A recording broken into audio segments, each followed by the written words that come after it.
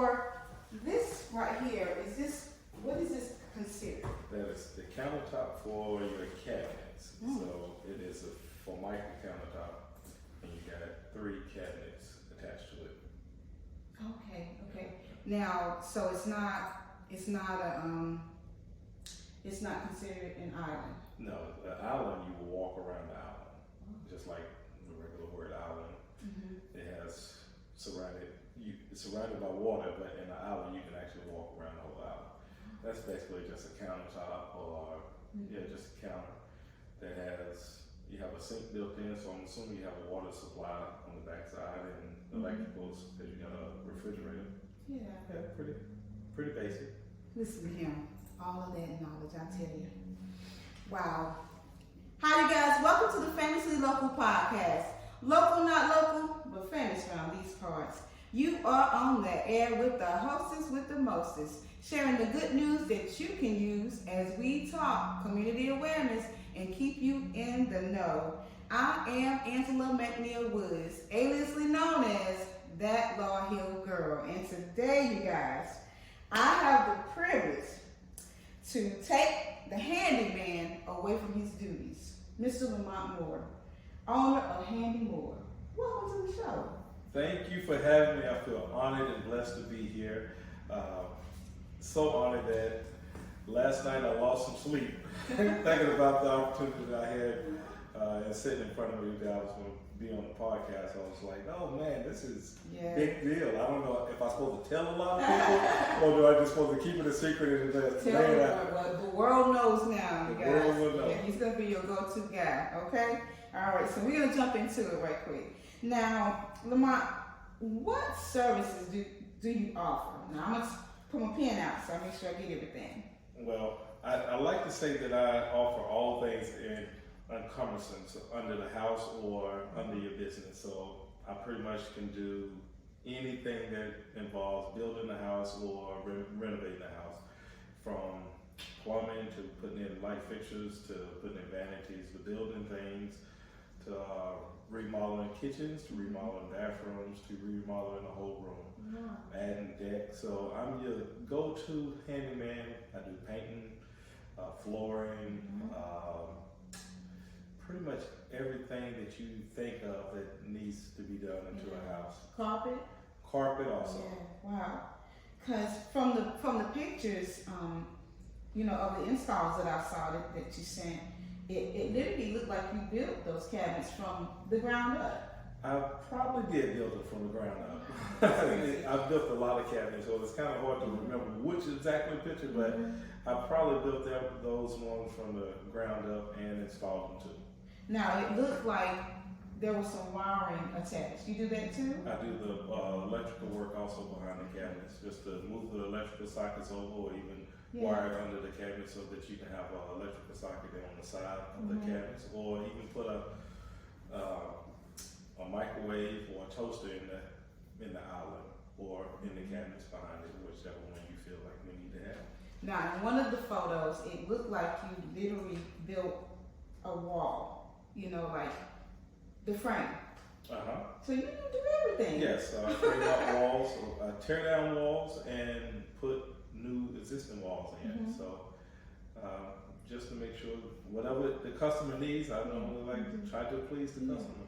And I saw one where, how in the ceiling, up in the ceiling, where I don't know if that's tape or whatever that does, it can fall off after time, or if the dew hits it or gets wet, you replace that? Or? Right. In that instance, I had a HVAC guy.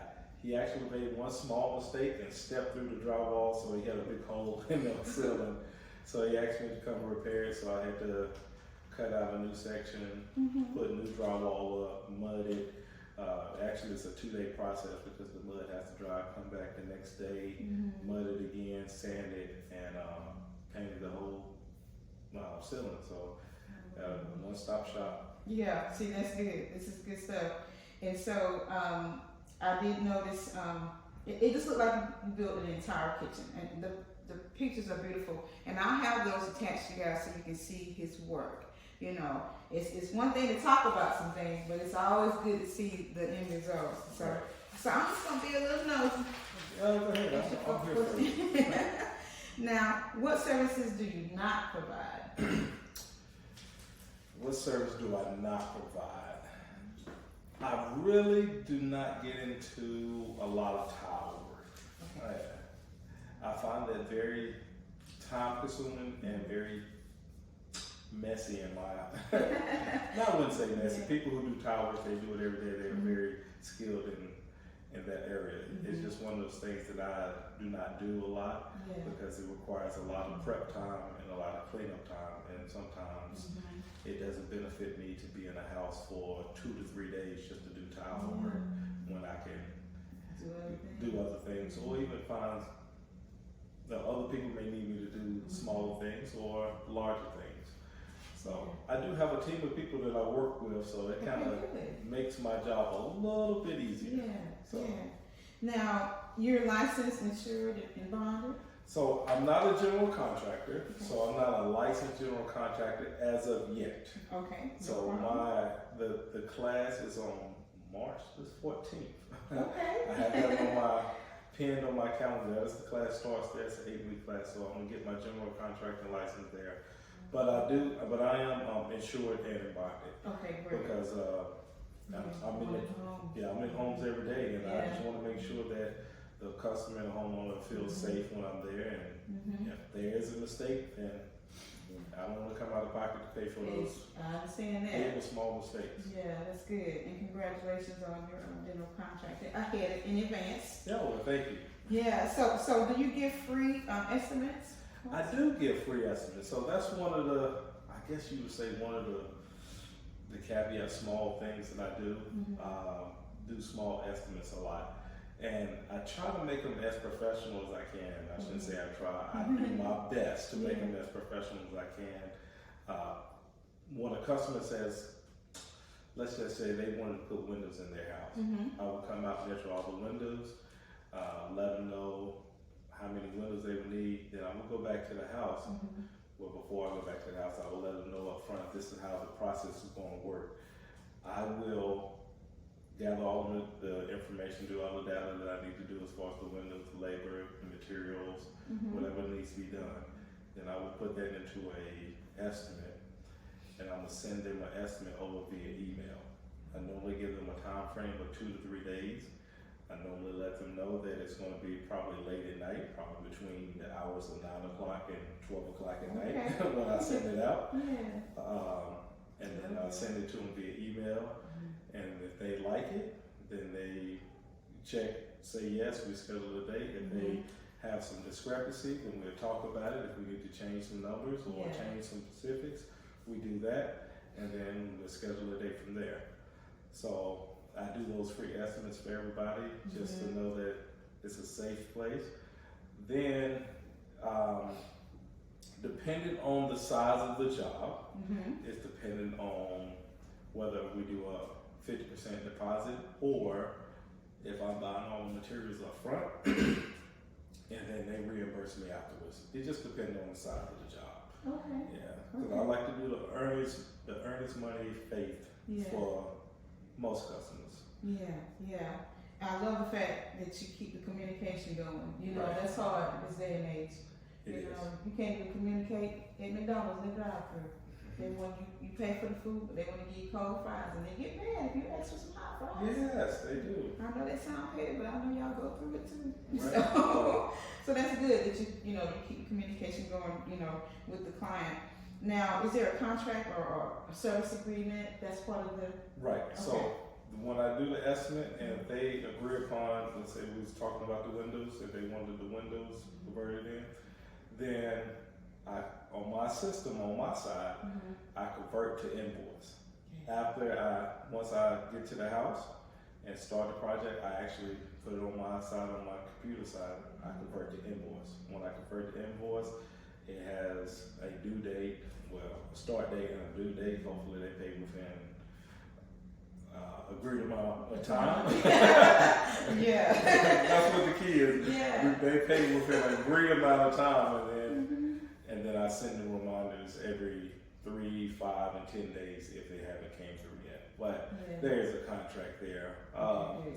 I've been fortunate and blessed, and I'm saying it with the utmost honesty. I've been fortunate and blessed that I think I have had a 99% paid rate.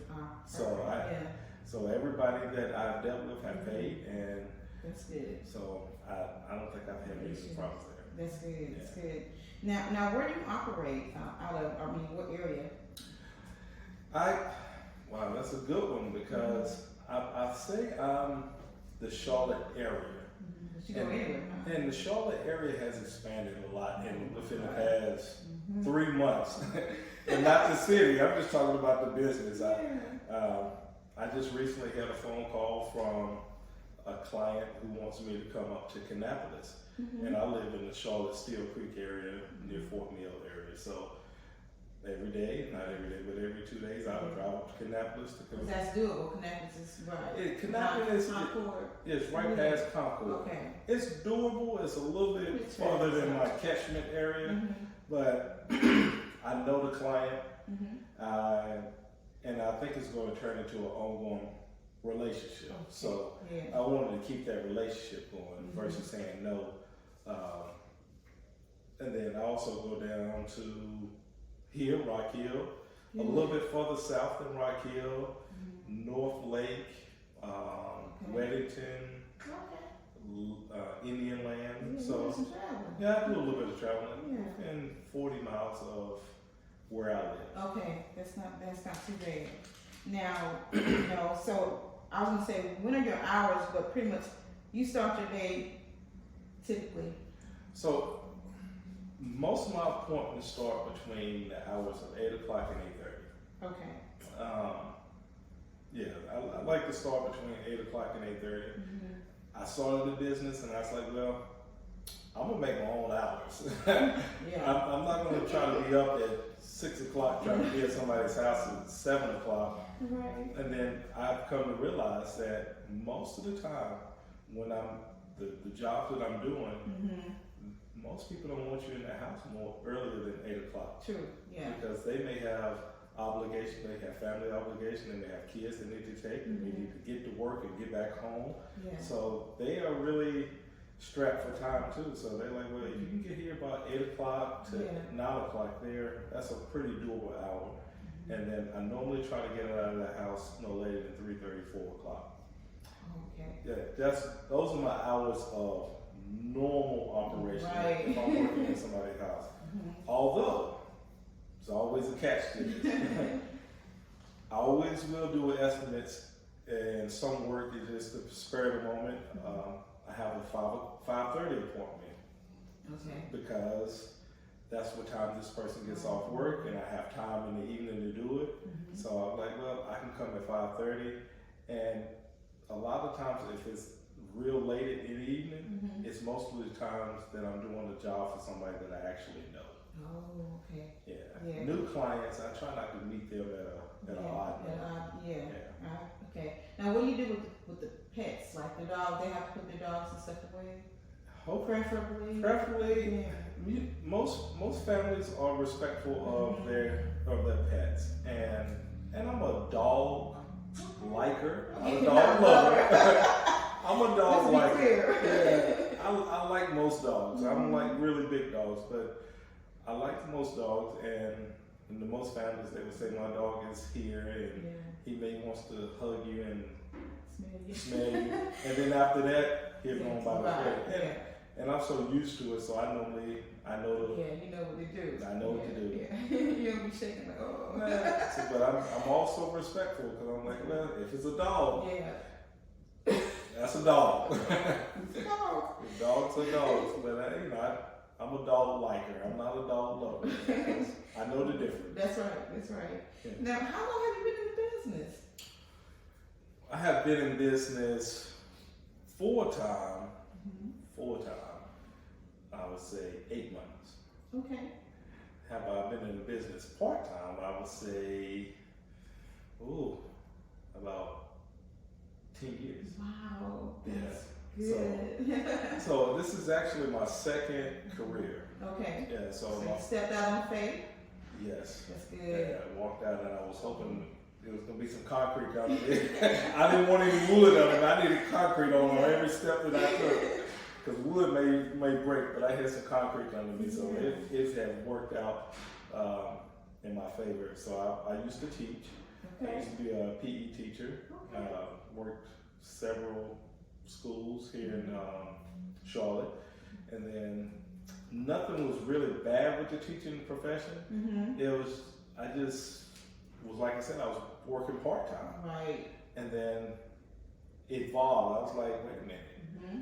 I kept getting phone calls during the time that I was working, and people was like, "Can you come at 9 o'clock?" And I was like, "I got class," but I didn't want to tell them. Yeah.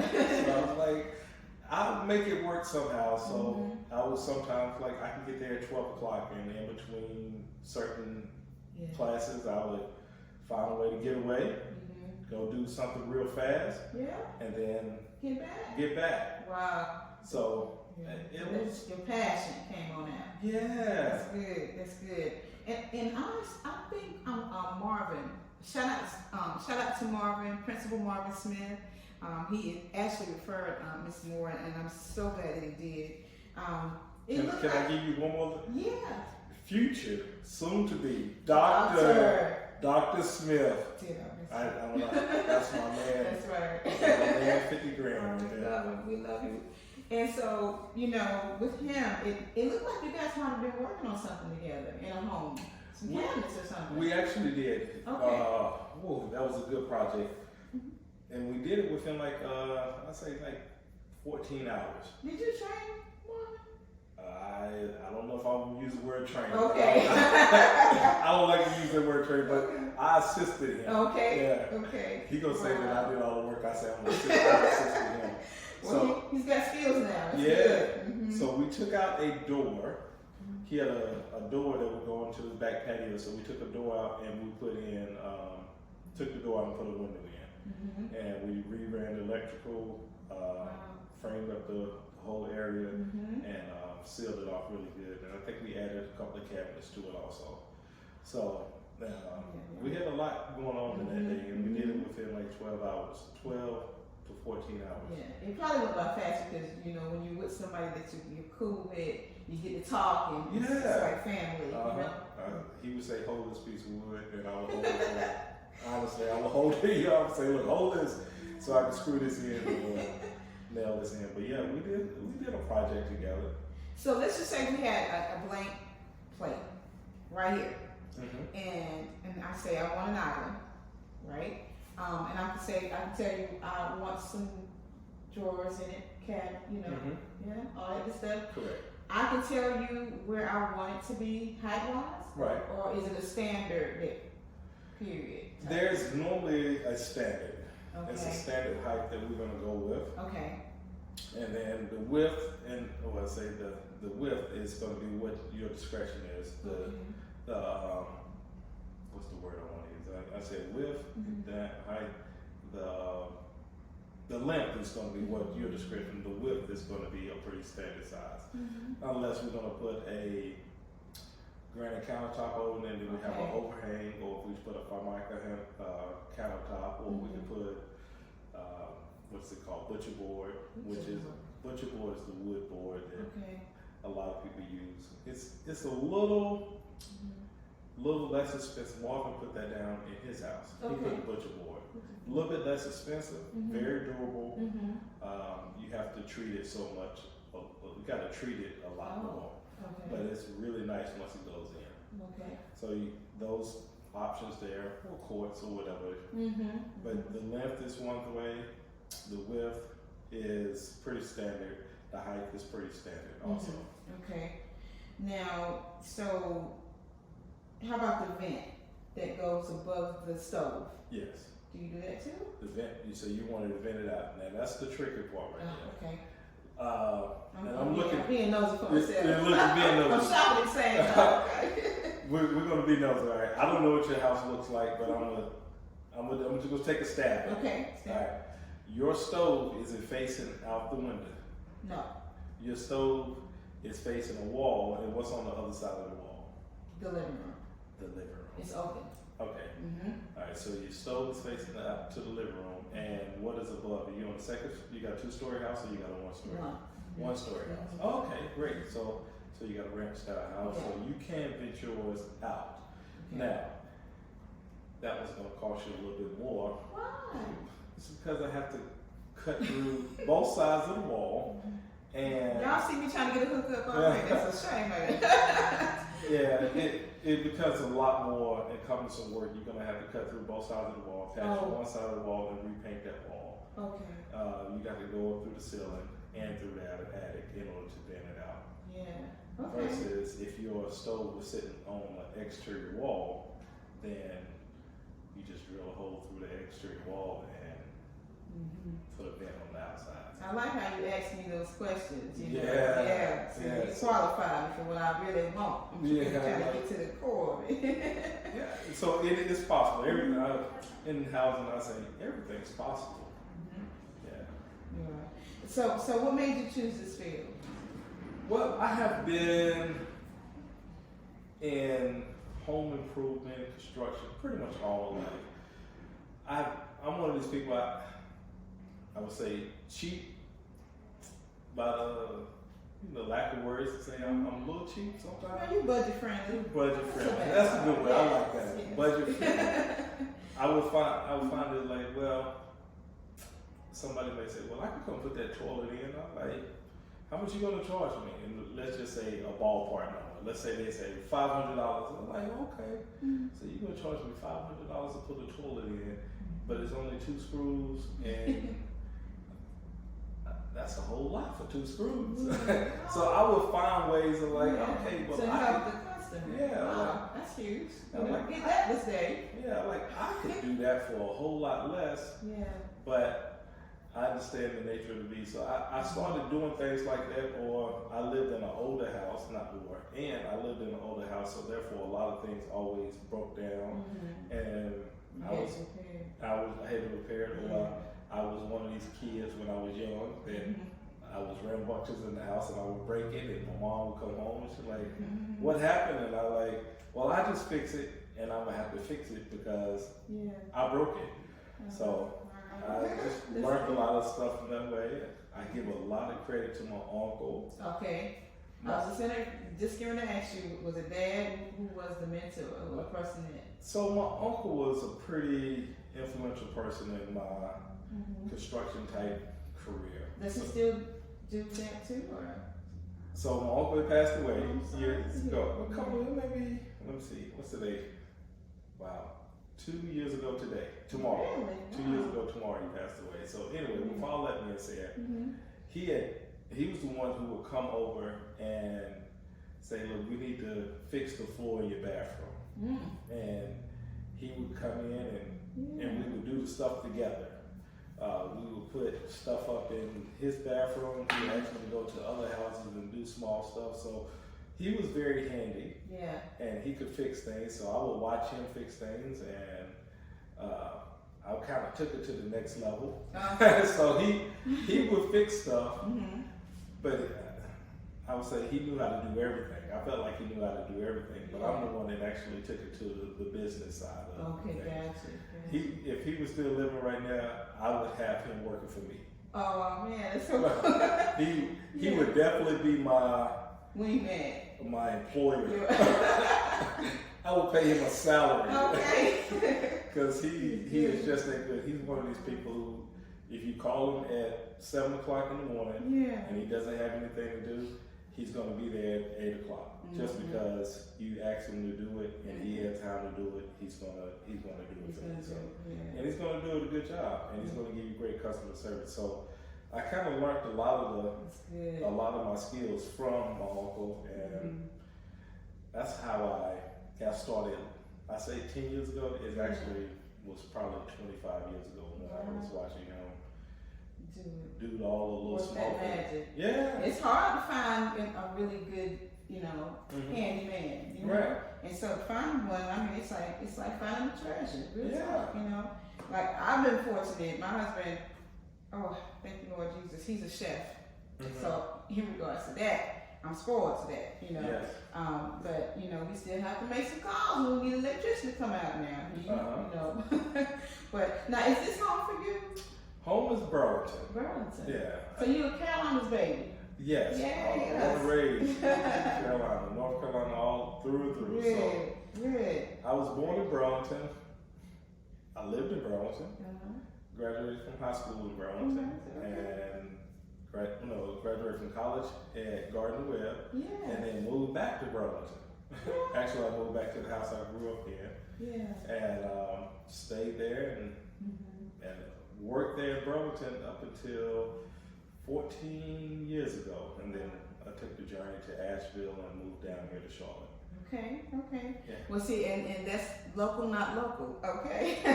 Now, how can people find you? Tell people, give them that information to contact you. All right. I can be reached through two forms of social media, which is Facebook. Facebook is HandyMooreCLT. Instagram is HandyMooreCLT, and Handy is HANDY. More MOORE CLT, which is the Charlotte. HandyMooreCLT off of Instagram, or you can call me at 336-213-6000. 336-213-6000. Or you can email me, which is HandyMooreCLT@gmail. Those are my forms of, I guess, it's social media ways to get in contact. Or if not, just ask somebody. No worries. You guys, you actually can ask me, but I'm going to have some detailed information for you, at the bottom. And so I want to thank you so much for coming out, for giving me this time, to taking away from your time, because you could be somewhere making you some money. Well. but you came here, and I'm so glad that you did, because we got to talk. Well, that's on the side note, y'all. We got some work for him. Well, thank you. Now, what is your tagline on your, what did you say?